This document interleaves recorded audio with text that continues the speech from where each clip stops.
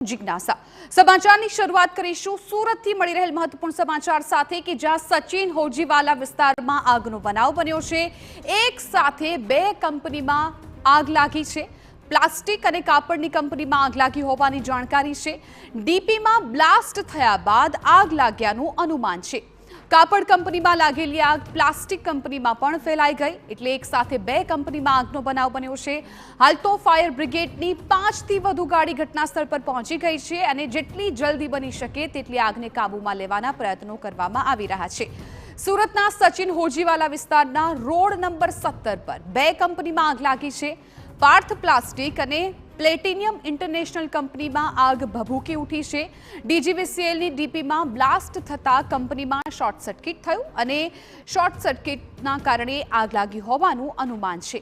બાદમાં કાપડ ફેક્ટરીમાં લાગેલી આગે બાજુની પ્લાસ્ટિક ફેક્ટરીને પણ લપેટમાં લઈ લીધું, જેના કારણે આ બંને કંપનીમાં આગ બની છે। સદનસીબે आज ધૂળેટીની રજા હોવાથી કંપનીમાં કોઈ પણ કામદાર ત્યાં હાજર નહોતું, જેના કારણે મોટી જાનહાનિ ટળી ગઈ છે।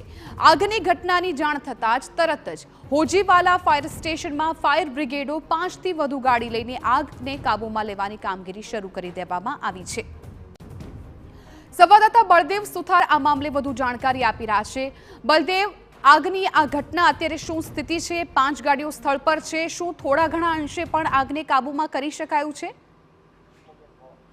જે રીતે સુરતના સચિન જીઆઈડીસી જે હોજીવાલા વિસ્તાર છે તેની અંદર વહેલી સવારે અંદાજિત 10 થી 11 વાગ્યાના આસપાસની અંદર જે રોડ નંબર 17 જે કંપની આવેલી છે તેનો વેસ્ટ જે ગોડાઉન હતું તેની અંદર જે અચાનક જે ડીજીવીસીએલ નું જે ડીપી છે તે બ્લાસ્ટ થવાના કારણે શોર્ટ સર્કિટ થવાના કારણે આગ લાગી હતી। ત્યારબાદ શરૂઆતમાં તો આગ હતી તે જે નાની લાગી રહી હતી, પણ ધીરે ધીરે જે કેમિકલ યુક્ત જે કચરો હોવાના કારણે આ કંપનીની અંદર જે આગ હતી તે પ્રસરી હતી। અત્યારે જે રીતે માહિતી મળી છે કે ફાયર વિભાગ દ્વારા જે મેજર કોલ જાહેર કર્યો છે અને તમામ જે ફાયરોની ગાડીઓને જે ઘટના સ્થળે બોલાવવામાં આવી છે, કારણ કે સતત 4 કલાકથી પાણીનો જે મારો ચલાવવામાં આવી રહ્યો છે। કેમિકલ યુક્ત જે કચરો હોવાના કારણે આગ ઉપર હજી સમય લાગી શકે છે, કારણ કે સતત પાણીનો મારો ચલાવવામાં આવી રહ્યો છે। સદનસીબે આજ હોળીની રજા હોવાથી કંપનીમાં કોઈ હાજર ન હતું, કોઈ જાનહાનિ નથી થઈ।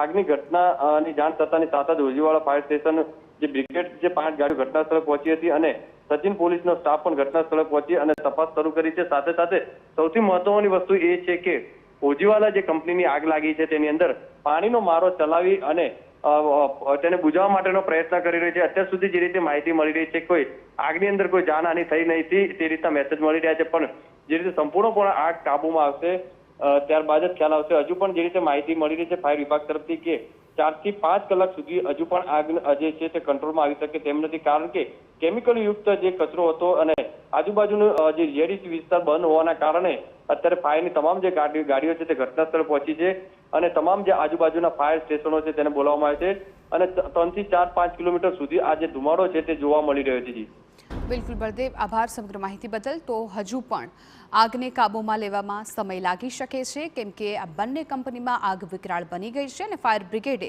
મેજર કોલ પણ જાહેર કરી દીધો છે।